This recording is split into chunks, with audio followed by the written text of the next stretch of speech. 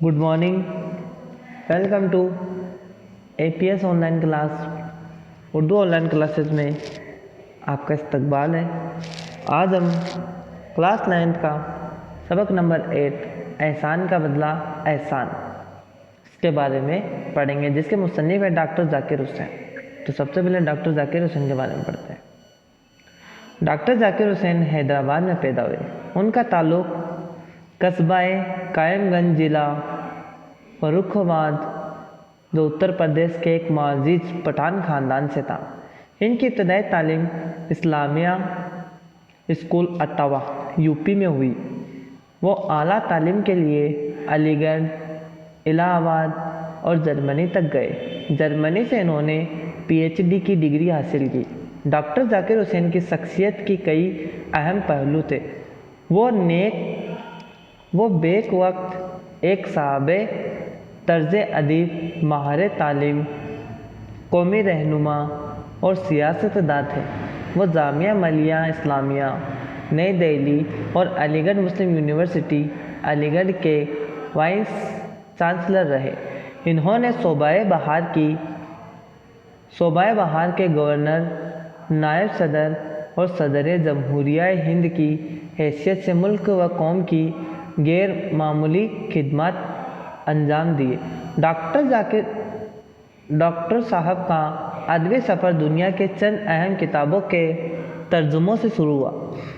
इन तर्जुमों में मशहूर फ़लसफ़ी अफलातून की किताब रियासत और ऑर्डन कैनन की सियासी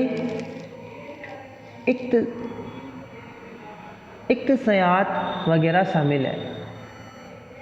इन्होंने जर्मनी ज़बान में गांधी जी पर एक किताब लिखी।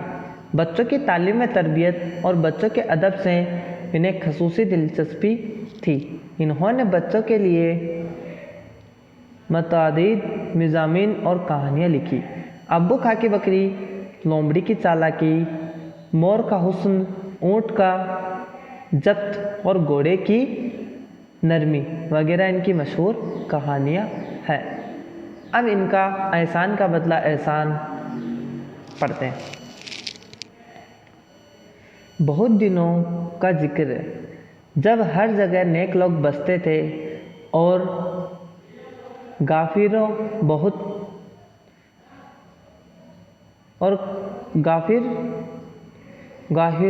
बहुत कम थे।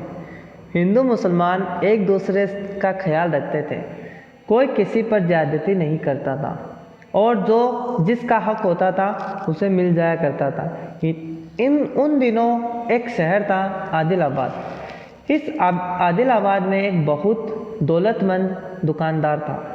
दूर दूर के मुल्कों से उसका लेन देन था। उसके पास एक घोड़ा था जो उसने बहुत दाम देकर एक अरब से ख़रीदा था। एक दिन का जिक्र है कि वो दुकानदार तिजारत के गर्ज से घोड़े पर सवार होकर जा रहा था कि बेख्याली में शहर से बहुत दूर निकल गया और एक जंगल में जा निकला। अभी यह अपनी धुन में आगे जा ही रहा था कि पीछे से 6 आदमियों ने उस पर हमला कर दिया। उसने उनके 2-1 वार तो खाली दिए, लेकिन जब देखा वो 6 है तो सोचा कि अच्छा यही है कि उनसे बचकर निकल चलूं। उसने घोड़े को घर की तरफ फेरा, लेकिन डाकुओं ने भी अपने घोड़े पीछे डाल दिए। अब तो अजीब हाल था। सारा जंगल घोड़ों की टापों से गूंज रहा था। सच यह है कि दुकानदार के घोड़े ने उसी दिन अपने दाम वसूल कर दिए।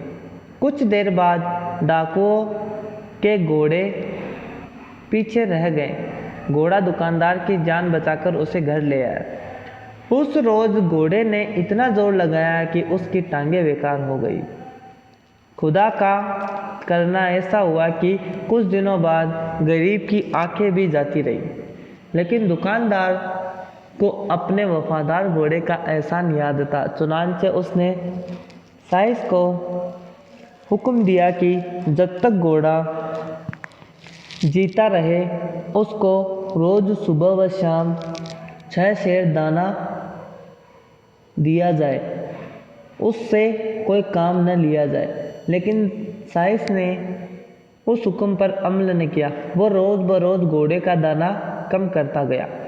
यही नहीं बल्कि एक रोज़ उसे अपाहिज और अंधा समझकर अस्तबल से निकाल दिया। बेचारा घोड़ा रात भर भूखा प्यासा बारिश और तूफान में बाहर खड़ा रहा। जब सुबह हुई तो जू तू करके वहाँ से चल दिया। इसी शहर आदिलाबाद में एक बड़ी मस्जिद थी और एक बड़ा मंदिर। इनमें नेक हिंदू और मुसलमान आकर अपने अपने ढंग से इबादत करते और खुदा को याद करते रहे। मंदिर और मस्जिद के बीच में एक बहुत ऊंचा मकान था। उसके बीच में एक बड़ा सा कमरा था। कमरे में एक बहुत बड़ा घंटा लटका हुआ था। उसमें से लंबी सी रस्सी बंधी हुई थी। उस घर का दरवाज़ा दिन रात खुला रहता। शहर आदिलाबाद में जब कोई किसी पर जुल्म करता या किसी का माल दबा लेता या किसी का हक मार लेता तो वो उस घर में जाता, रस्सी पकड़कर खींचता। ये घंटा इस जोर से बजता कि सारे शहर को खबर हो जाती। घंटे के बजते ही शहर के सच्चे नेक दिल हिंदू मुसलमान वहाँ आ जाते और फरियादी की फरियाद सुनकर इंसाफ करते। इत्तफाक की बात है कि अंधा घोड़ा भी सुबह होते होते उस घर के दरवाजे पर जा पहुँचा। दरवाजे पर कुछ रोक टोक तो थी नहीं। घोड़ा सीधा घर में घुस गया। बीच में रस्सी थी। यह गरीब मारे भूख के हर चीज़ पर मुंह चलाता था। रस्सी जो उसके बदन से लगती तो वो उसको चबाने लगा। रस्सी जो जरा खींची तो घंटा बजा। मुसलमान मस्जिद में नमाज के लिए जमा थे। बेचारे पुजारी मंदिर में पूजा कर रहे थे। घंटा जो बजा तो सब चौंक पड़े और अपनी अपनी इबादत ख़त्म करके उस घर में आकर जमा हो गए। शहर के पंच भी आ गए। पंचों ने पूछा, ये अंधा घोड़ा किसका है? लोगों ने बताया, यह फला ताजिर का है। इस घोड़े ने ताजिर की जान बचाई थी। पूछा गया तो मालूम हुआ कि ताजिर ने उसे निकाल कर बाहर कर दिया। पंचों ने ताजिर को बुलाया। एक तरफ अंधा घोड़ा था, उसकी ज़बान न थी जो शिकायत करता, और दूसरी तरफ ताजिर खड़ा था। शर्म के मारे उसकी आंखें झुकी थी। पंचों ने कहा, तुमने अच्छा नहीं किया। इस घोड़े ने तुम्हारी जान बचाई और तुमने इसके साथ क्या किया? तुम आदमी हो या जानवर? आदमी हो, यह जानवर है। आदमी से अच्छा तो जानवर ही है। हमारे शहर में ऐसा नहीं होता।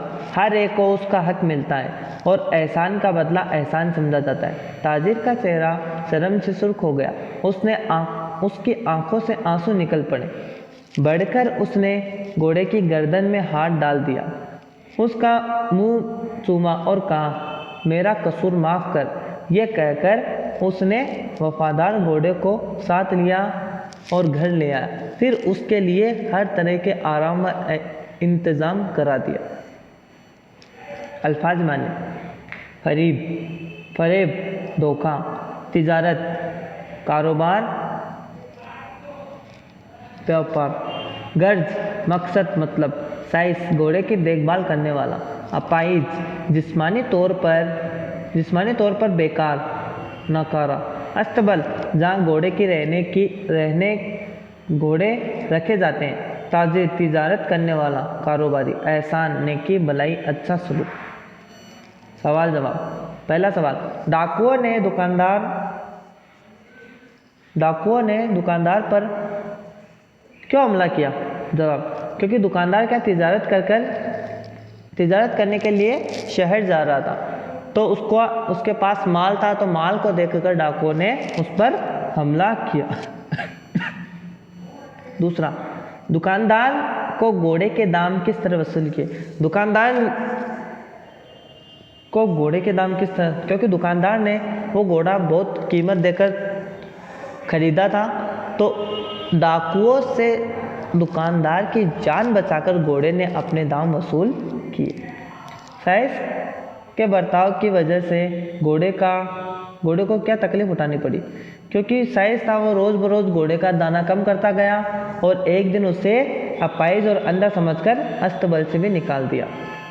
ऊंचे मकान में घंटा क्यों लटकाया गया था, क्योंकि कोई भी फरियादी अपनी फरियाद लेकर वहां आ जा सकता था और उस फरियादी की फरियाद सुनी जाती थी। घंटा इसलिए लटकाया गया था ताकि फरियादी अपनी फरियाद लेकर आ जाए। पांचवा क्वेश्चन, घोड़े ने घंटा किस तरह बजाया। साइस ने उसको अस्तबल से निकाल दिया था, तो पूरी रात भूख के मारे वो इधर उधर जा रहा था, तो वो लास्ट में शहर के बीचों बीच जो मकान बना हुआ था उस मकान में पहुंचा और उस मकान में भूख के मारे रस्सी उसकी पीठ से टकराई। इस वजह से उसने उस रस्सी को अपने मुंह में लिया और मुंह में लेने की वजह से वो घंटा बज गया। छठा क्वेश्चन, ताजिर का चेहरा शर्म से क्यों सुर्ख हो गया। क्योंकि घोड़े ने ताजिर की जान बचाई, लेकिन उसने उस घोड़े की तरफ ध्यान नहीं दिया और उसका एहसान नहीं चुकाया। इस वजह से पंचों के सामने उसका चेहरा शर्म से सुर्ख हो गया और उसने सबसे माफ़ी मांगी और उस घोड़े को अपने साथ ले गया और उसकी देखभाल करने लगा। ये था आपका चैप्टर एहसान का बदला एहसान कंप्लीट। इसको आप अपनी नोटबुक में लिख लेना, इसके सवाल जवाब पूरे कर लेना। Thank you.